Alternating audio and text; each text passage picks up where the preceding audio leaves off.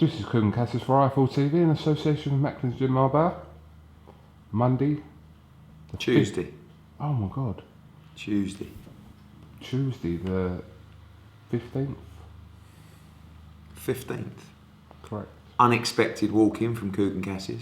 I was in the area. Not pre-planned. No. I didn't even know Anthony Gogo lived in Brentford. Oh, just went to see him now. Uh-huh. I'll pop in on the way. Had nothing else to do today.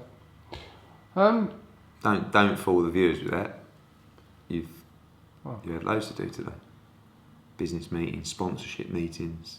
That's all in hand. Monday, Tuesday, Wednesdays for you are generally like down days, aren't they? No. No? I Okay. don't. Very rarely. Well, you was out, I saw all your Fury stuff yesterday. Absolutely brilliant. Yeah, what did you make of it? I thought it was brilliant. Because I mean, you only asked John one question, and it was like, I enjoyed it, really enjoyed it. It's interesting, isn't it? And listen, I like anyone who's got passion and someone who has strong principles. I mean, a lot of it's a little bit out there, but I think it's good for boxing, isn't it? It's interesting the fathers of boxers, the personalities, because you've got people like Tommy Cole's dad, and even like Lee Selby's dad, and they're a bit, but it's interesting. And I think families involved can be helpful or detrimental. Depends on the kind of person you are. For him, definitely works. For Tyson Fury, having his family around, there are other examples where I don't think it's beneficial. But I guess that you're not going to get anyone you trust more or you're closer to than your own blood. So who are you talking about? Talking about Tyson. Yeah, but who's not beneficial? No, there's been loads of parents involved in fighters for years and years that, sometimes, when you're that close and you're that entwined in it, sometimes you can't see the reality. Do you know what I mean? And it's difficult because you're so passionate and in your opinion, your son he's everything. He's the greatest thing since life. He can't do no wrong.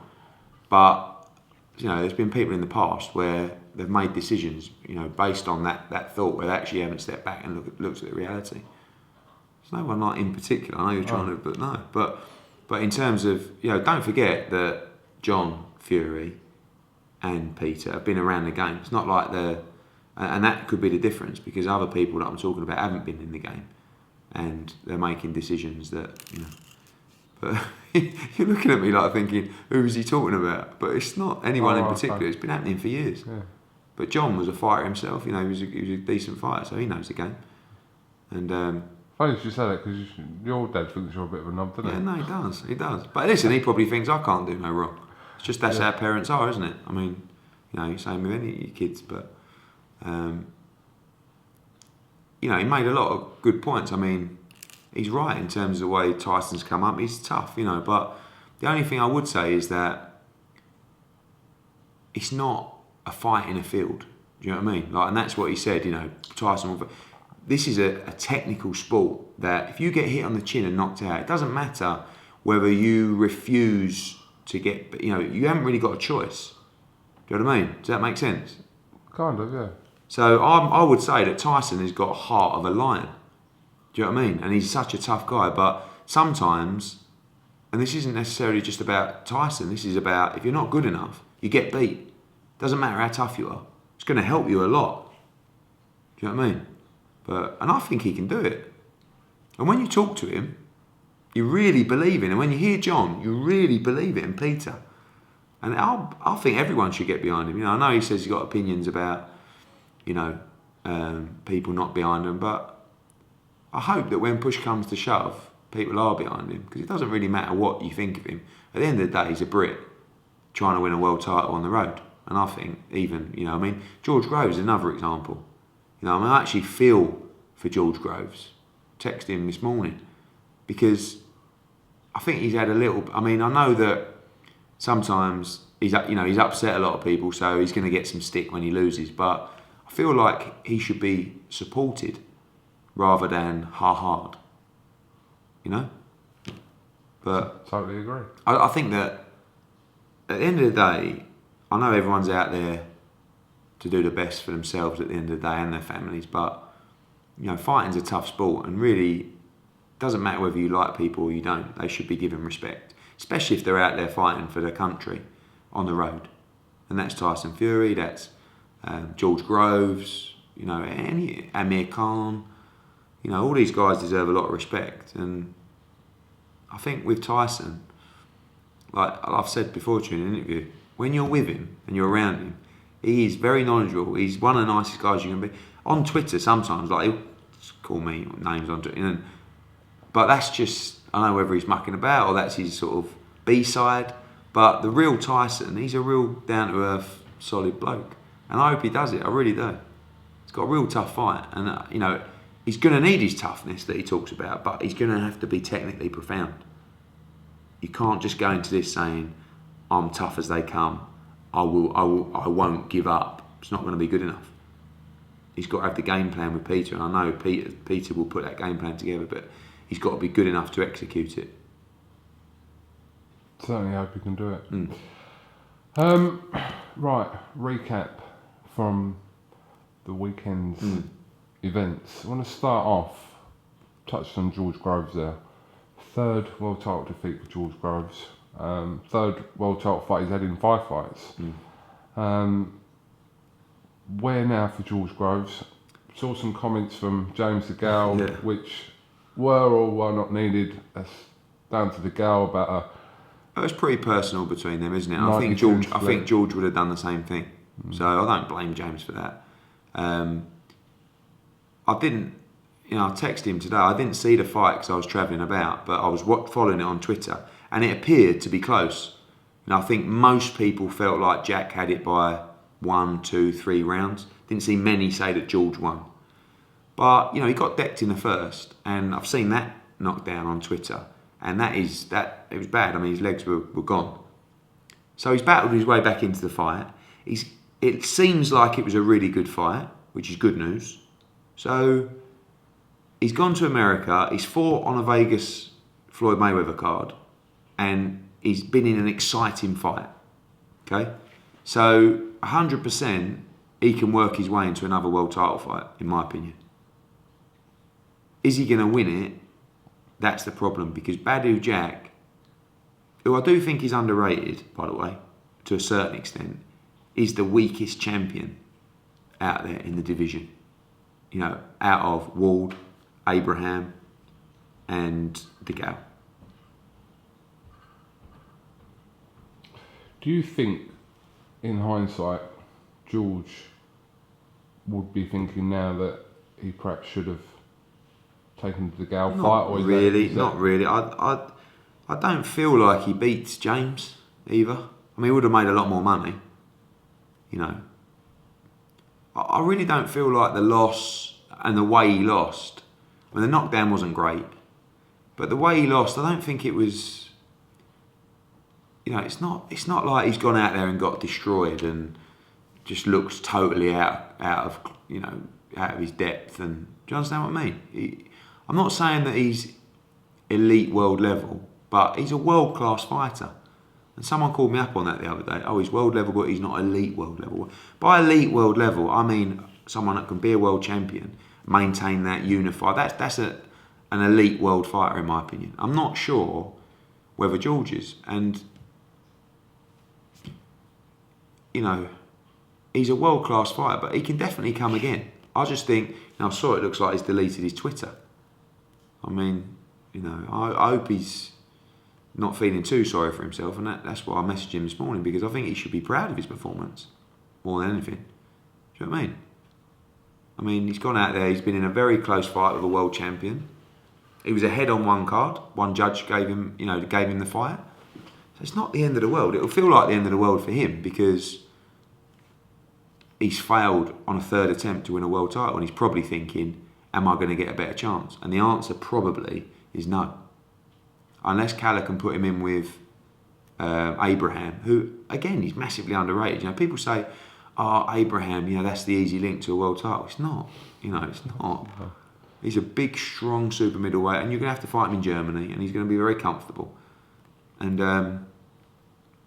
But if I was George, he's got a great profile still in the UK. He's got big support. Now he's had some eyeballs in America. He's still got a future, but it's down to him, isn't it? He might turn around and go, do you know what? I've made a lot of money. I've given it a real crack. I'm not going to win a world title. I'm done.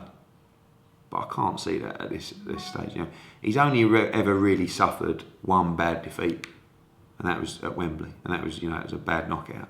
But other than that, the Gale loss, the Gale won, didn't he? But it was like touch and go, that fight, and then the Badou Jack loss, and that was touch and go as well. So I'm glass half full rather than glass half empty. And if he was my fighter, I would be on the phone to him saying, listen, let's look at the positives. You boxed well, big audience in America, people enjoyed the fight, you've still got a great profile in the UK. Have a little holiday and let's go again. Let's get out in December, let's get a win, and then let's go again for a world title fight. 3 or 4 months ago, before DeGale became champion, and obviously Groves was mandatory for the WBC title, this fight seemed like it was as big as it ever could be between the two of them. Yeah. DeGale's gone on to beat Durrell in America, win the IBF title. George Groves has lost. Where does that fight sit now? I know DeGale was sort of probably more tongue-in-cheek really with this 90-10 quote that he's said, I haven't seen it, but apparently he said that. But where does that fight sit currently today? Nowhere near as big as it was last week, is the answer. I mean, George took the gamble that fight would be much bigger if they were both world champions. And he was right. But this is sometimes the problem about waiting for those fights. And we always talk about this, I always say, I'd rather just make it now. And I know that it could be bigger. If Quigg beat Denau, or if Frampton boxed Santa Cruz and beat him, that fight, yes, it would be bigger. But what happens if they lose? And now you're in a situation like Groves de Gale, where Groves has lost. And now the fight's impossible. Because as you heard James's comments yesterday, yeah, I'll give him 90-10. And he weren't joking, by the way. And that's not the right split for George Groves. But that's the mentality now. And George Groves ain't going to take that fight for 10%. He ain't going to take it for 20%. And he's not going to be offered any more by James DeGale. So that fight is further away than it's ever been right now. If George can go back and get a win in December, of course, it still remains a huge fight, but not of the levels. He's been beaten, obviously he's been beaten by Froch. That wasn't, the biggest disgrace in the world. Now he's been beaten again. It affects your value in the fight and the perception of how close the fight is and how good the fight can be. It can still be a big fight, and don't rule it out, but not on the same levels that it was last week, even. Okay. Moving away from that, obviously, the weekend's heavy-duty card. I found your post-fight press conference rather interesting. Can't even remember it. Oh, what? Well, we're sitting down. Yeah. In what way? I could double it up with something your dad said as well. So your dad said that straight after the fight, always get a bit with Bazza. Always. It's only a couple of minutes long or whatever it is. But he said, to the dislike of many, that there is no heavyweight on this planet that can go 3 rounds with Anthony Joshua. Now, Bazza, my old man, he's like me, but 20 times worse, isn't he, in terms of the hype? I mean, again, going back to John Fury's comments, everybody believes in their man, right? So, John Fury and Pete, they believe there is absolutely no way Tyson Fury would lose to Anthony Joshua. That's right, isn't it? From what you, Yes, 100%. And I believe there is absolutely no way Anthony Joshua would lose to Tyson Fury. It's nothing personal. It's just we back our man. Do you know what I mean? So I believe that probably the only 2 fighters out there at the moment, and one I can't really comment on because it's David Haye, and we don't know what he's got now. But roll it back 3 years. The two fighters I believe Joshua is in, a real tough one with is Klitschko and David Haye.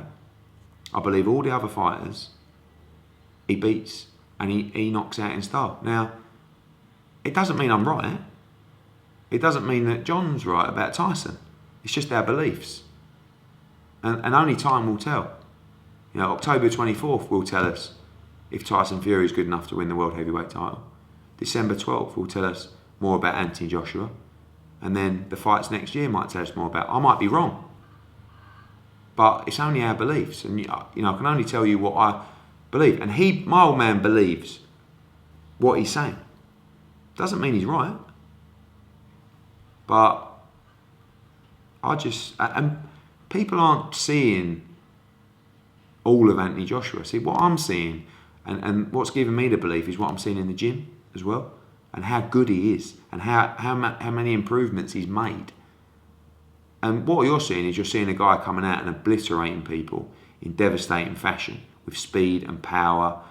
But I'm seeing the defence, the movement, the brain. I'm seeing him take him on a chin. And people, what about when he gets it on a chin? Don't worry, but you will see it in time. But my belief, just like their belief of someone else's team, is that he's the best. They believe Tyson's the best. I believe Joshua's the best. I'm sure K2 and Jonathan Banks believe Klitschko's the best.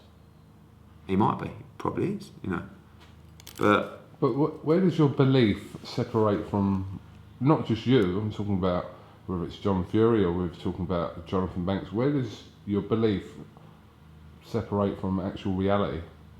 When they fight. I mean, that's it's the only way anyone can find out.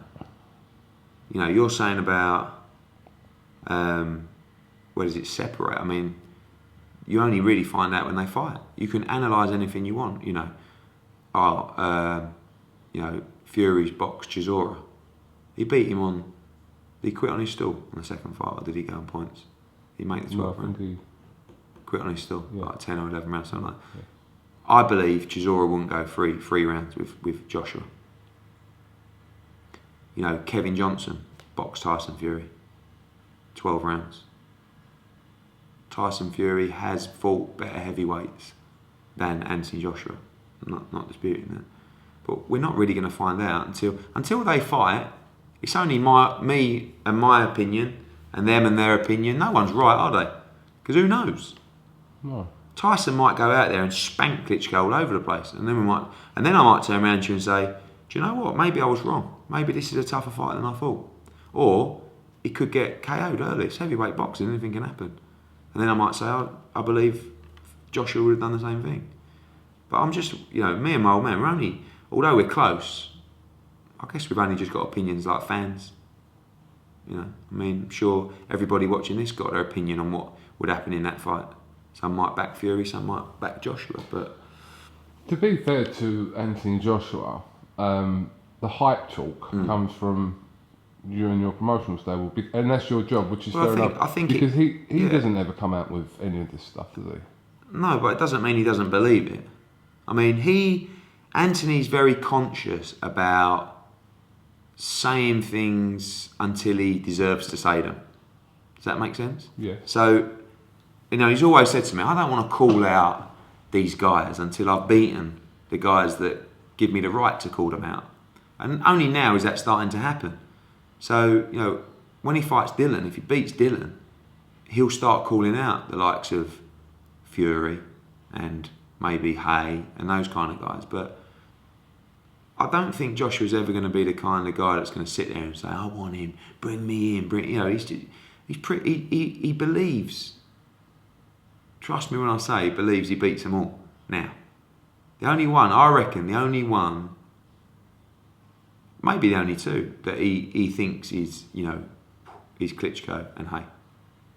I believe, and I haven't even asked him about it, but I believe he thinks he beats everyone else in great fashion. But it's only debate, isn't it? And it's only opinions. Because until they fight, no one really knows. Okay. Same with Kell Brook, isn't it? Cool. People say, oh, you're biased. Of course I'm biased. I'm not only promoter, I'm fan, I'm believer, I see it. You know, I believe in these guys. I wouldn't say it if I didn't believe it. If I honestly thought that I don't think Tyson, that Joshua would beat all those guys, I wouldn't say it. I'd tell you, oh, you know, we're working on this, and I think once he gets in position, but I can't see any other result. I might be wrong.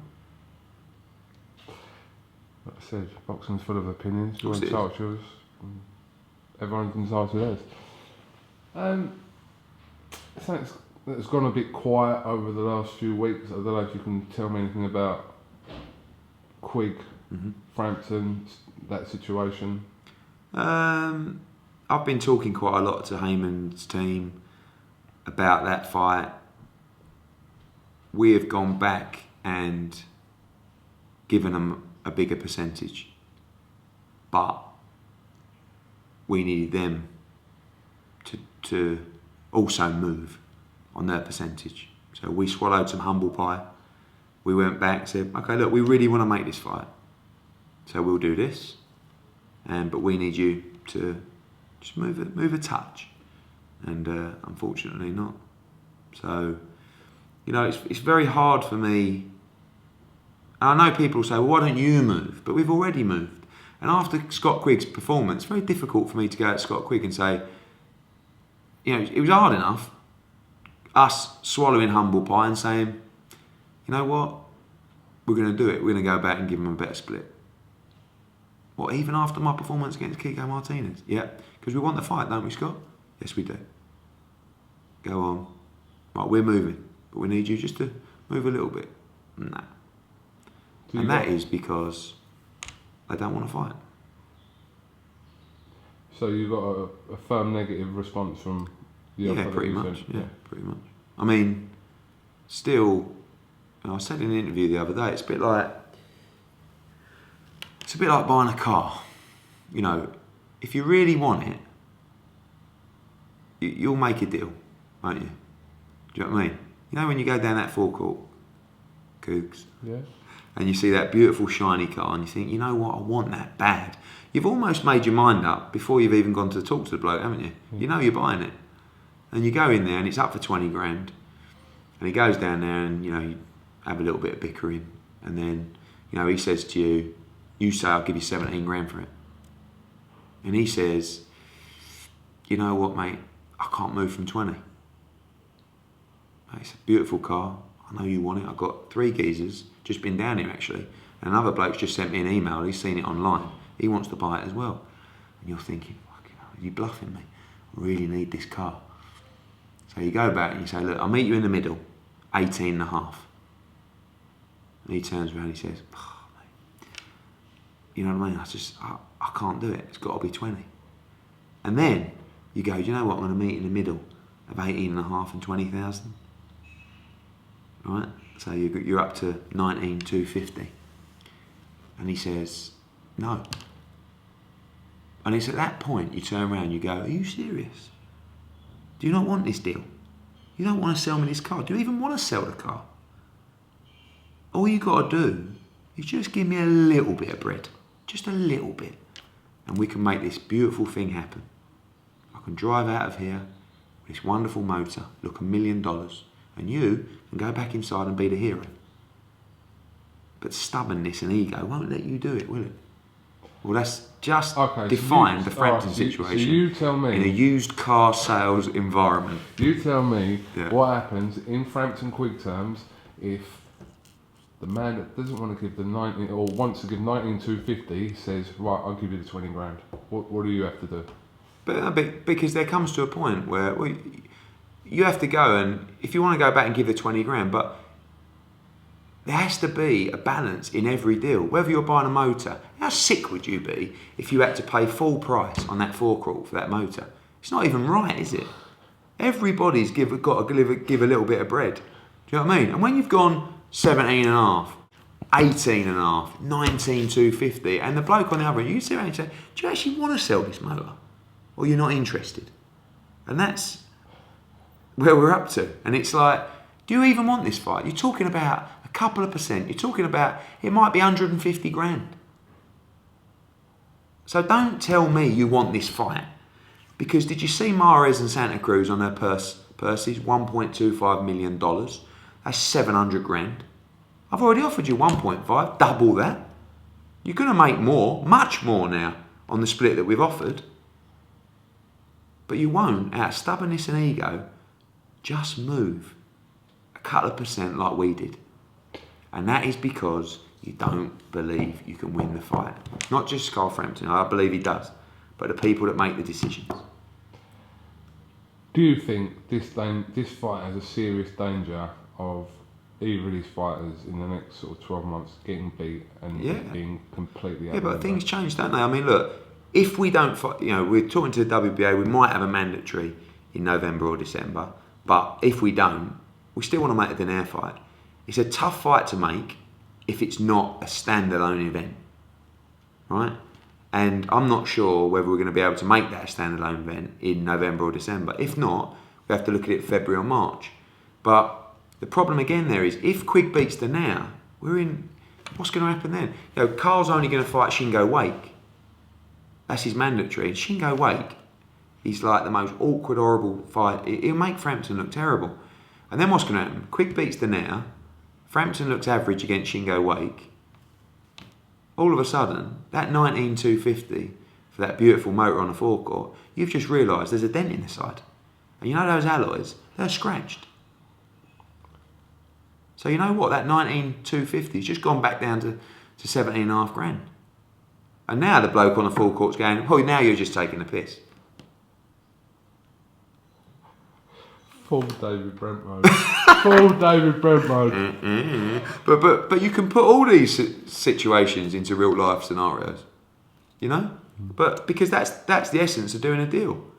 And if you want something to happen, it's like any deal. Doesn't matter if it's a mortgage, if it's a car, if it's a boxing contract.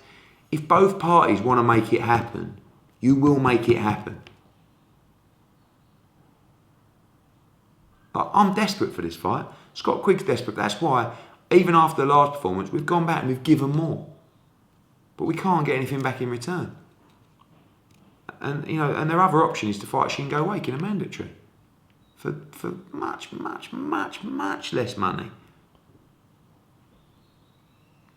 But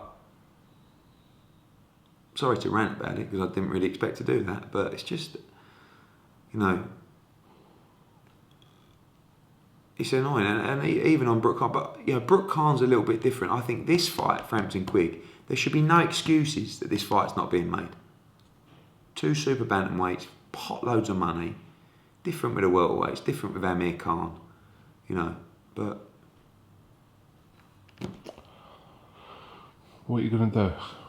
We just crack on, don't we? You just get up, you go to work, you hope that they have a meeting and go, do you know what? For 100 grand or 150 grand or whatever, let's have this fight and make a potload of money and knock Scott Quigg out. That's what you want the camp to say. But for some reason, and I can't give you the definitive answer, that's not, I went away to Scott Quigg and said, look, Scott, I'm going to go back and offer him a better deal. Oh, but, surely I'm in a better position now. Yes, you are. But how much do you want it? I want it bad. I want to knock him out bad. Then let me go back and give him a better deal. Yeah, but Scott, do you want it or not? Okay. Go back. Great news, guys. I've managed to convince Scott Quigg to do this. Just need you to move just a touch. No. Okay. Well, let's run for half an hour. I hope that actually made sense. Do you know what? I was actually listening to every word you said. Sometimes when you rant on, kind of go into auto cue mode. But I said that about the car because you know what I mean. When you see the car, and even before you've talked to the sales guy, you're buying it. You want it so bad, and all it takes then is just for the other guy to be sensible. Nothing can stop that deal from happening. It's done. It's sort of done before you walked in. And do you know the end of that story? Go on. You know when he wouldn't sell it for 19,250? And you know the other 3 people that had just been down, and the one bloke that inquired on the internet? 2 out of the 4 were false. He was lying. And do you know what happened with the other 2? They didn't fancy it. Do you know what happened to that car? It sat on that forecourt for 12 months.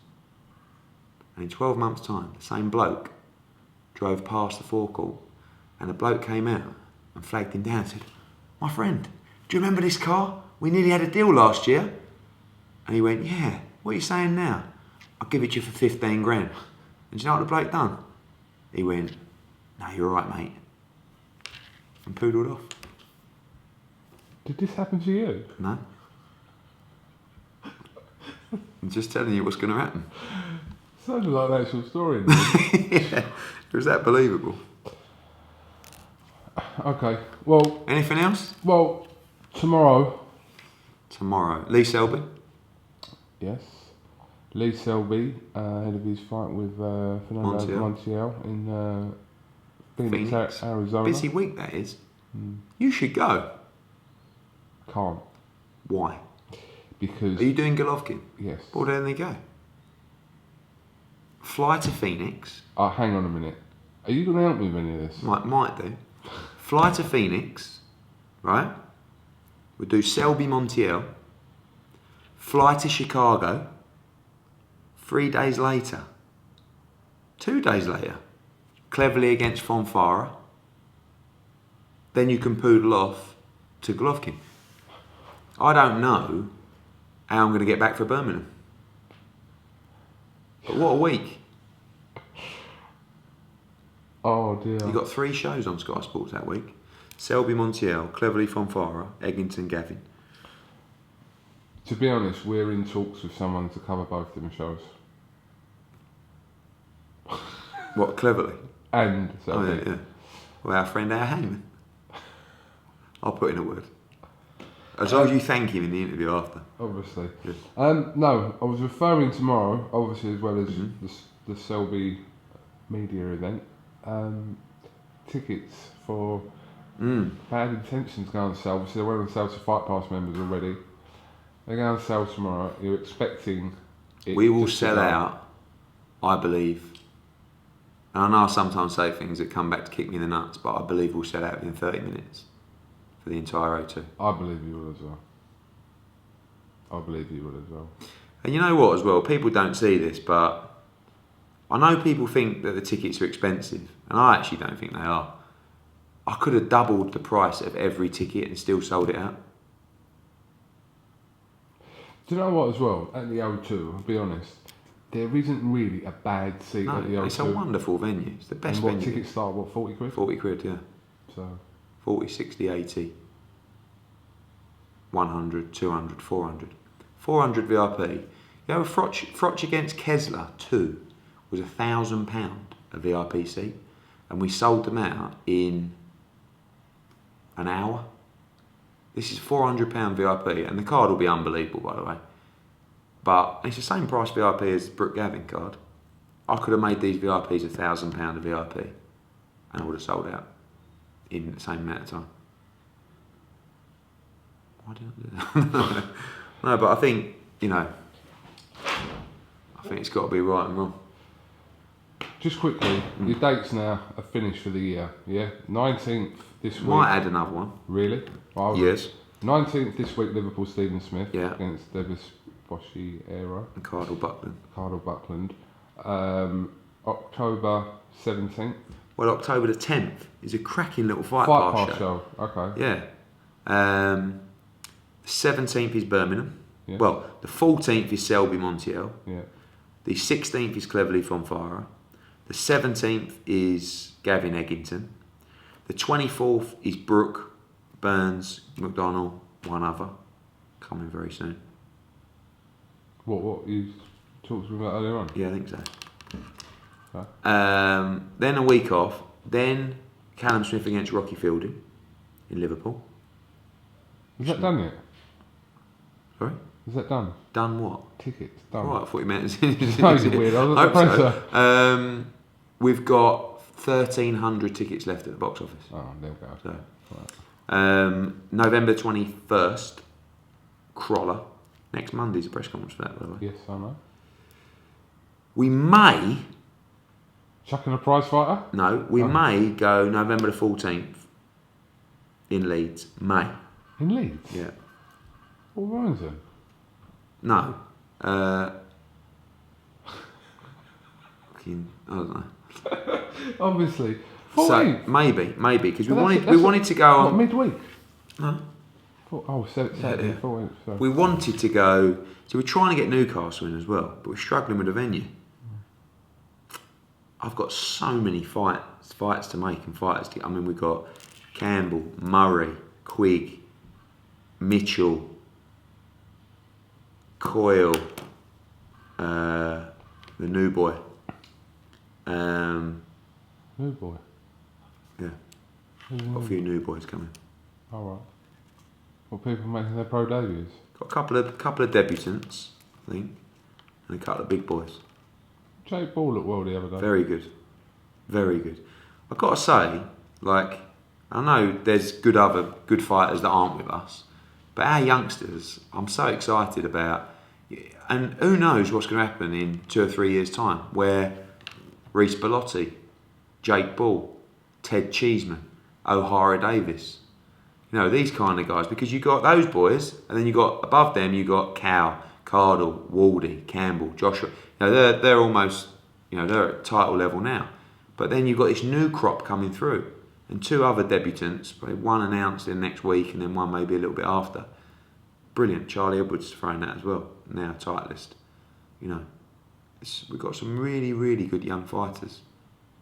And I think sometimes, because we're so engrossed in the top level of the game, we don't look at those guys and say, imagine what, 3 years' time, crystal ball, who will be where?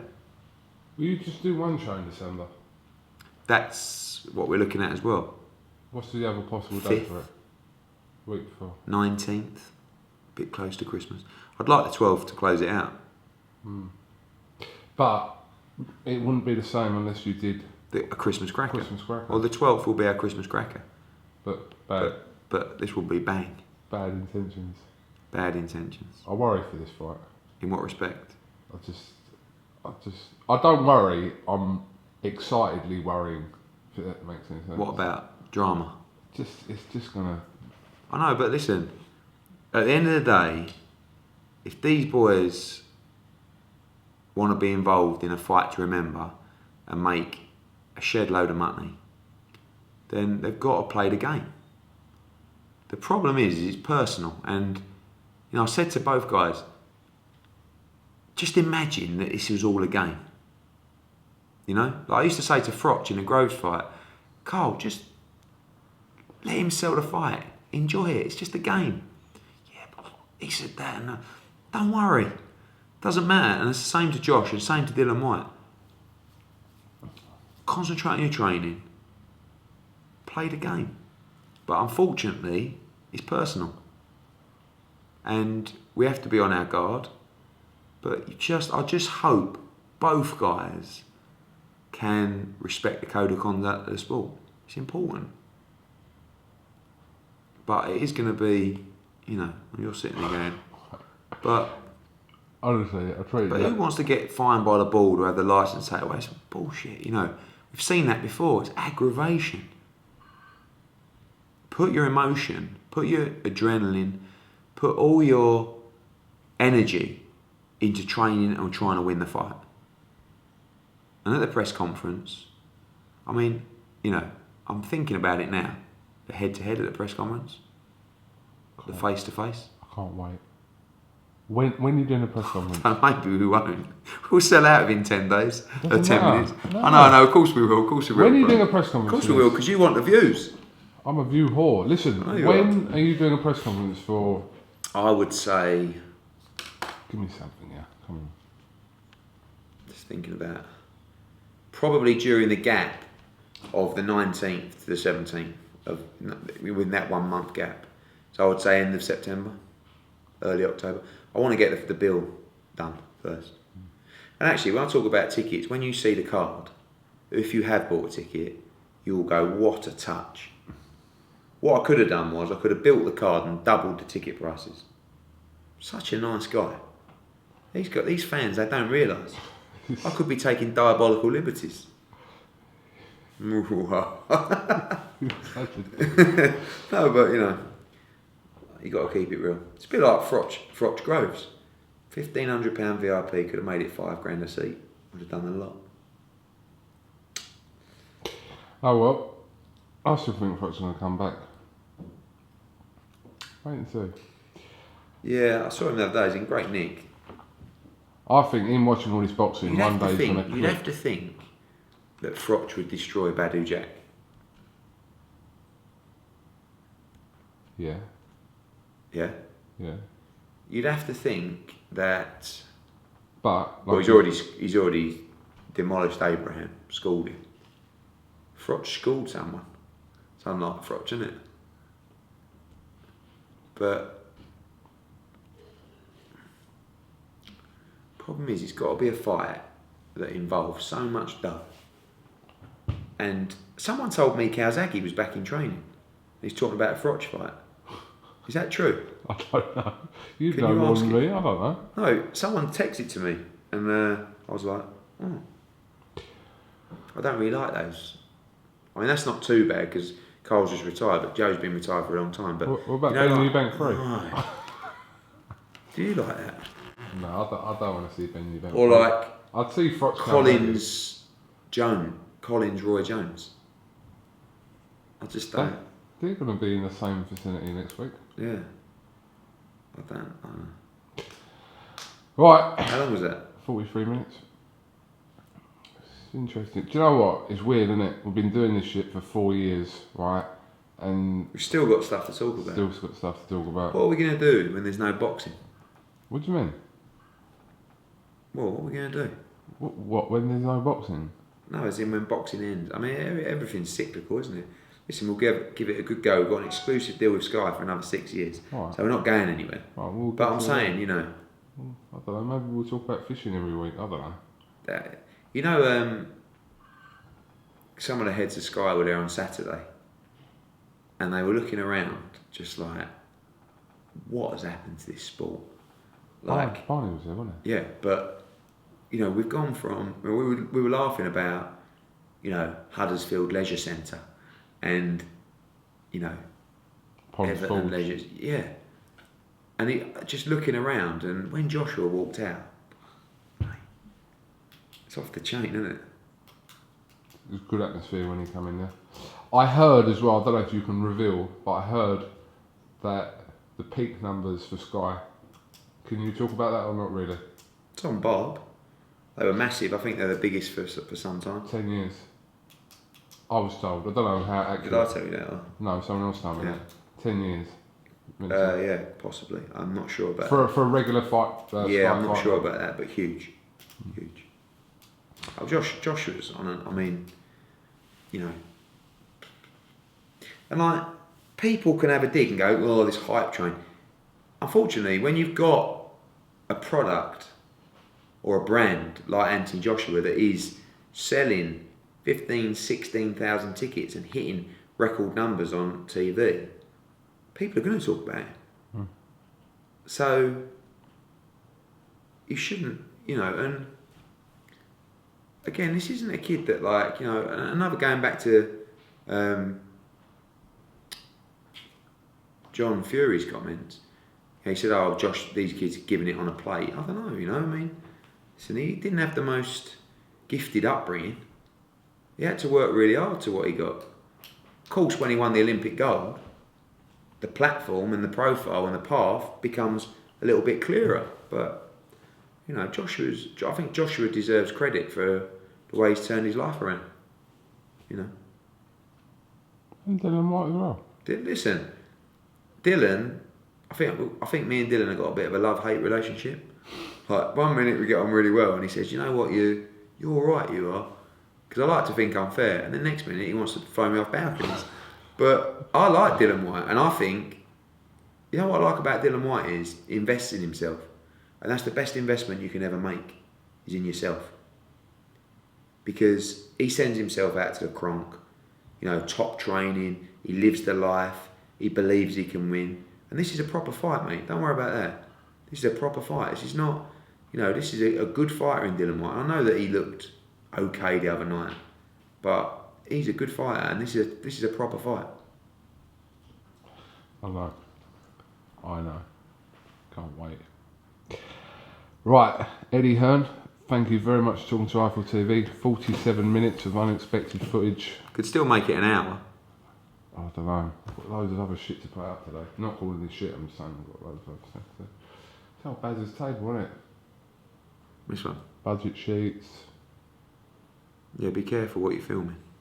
No, I ain't filming nothing. John H. Tracy's greatest hits. Yeah. You can pull that one up. What? I've no idea. The box of John tea. H. Tracy, greatest hits. Oh, it's signed by John. I didn't know he sang. Do you know that? No. I showed it. Yeah, bottle of vodka. What else we got in here? Bottle of vodka. What is that? Look at this. The Duke of York at Clapton Orient, 22nd of April 1922. Oh, let me zoom in on this. Wait there. Oh my god. Is Barry in there? Oh, you're brave.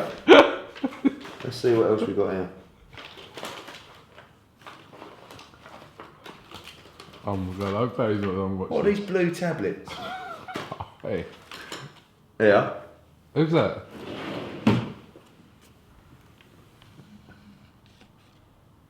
Is it you? Yeah. Passport photos. Is that what make is that jumper? Slick, isn't it? That's me. I reckon I was about 5. Alright, good. What else we got in there? Pull out one thing before we end. Make it good. Are you allowed to do this? Probably not. I'd love it if He your might dad- take away my pocket money. I'd love it if your dad walked in there.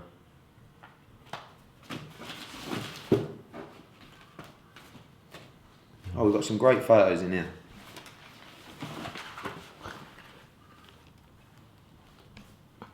Right. This is my old man singing with the Blues Brothers at his 60th birthday Wait there. Hold it there. that we got in. Oh my god.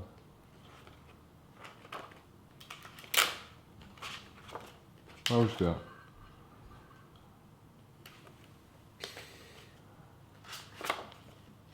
Who's that?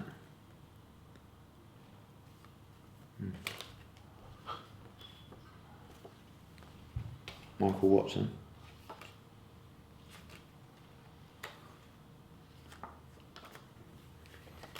Oh, what's that?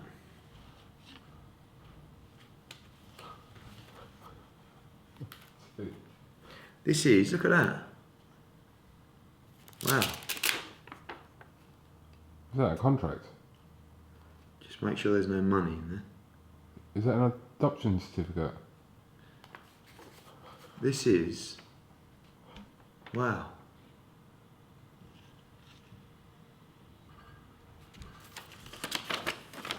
Right, what is it? This is a license for the Nevada State Commission for Herbie Hyde when he fought Riddick Bowe. Oh my god. And it says- March 11th, 1995. Spencer Promotions. Yeah, God knows what that is. That was, I think he was promoting the fight. Result of the fight, Bowe won by KO, 2 minutes 25 of the 6th round. I thought it was earlier than that. Hyde suspended for 45 days because of stoppage. WBO heavyweight title. Oh, look at this one.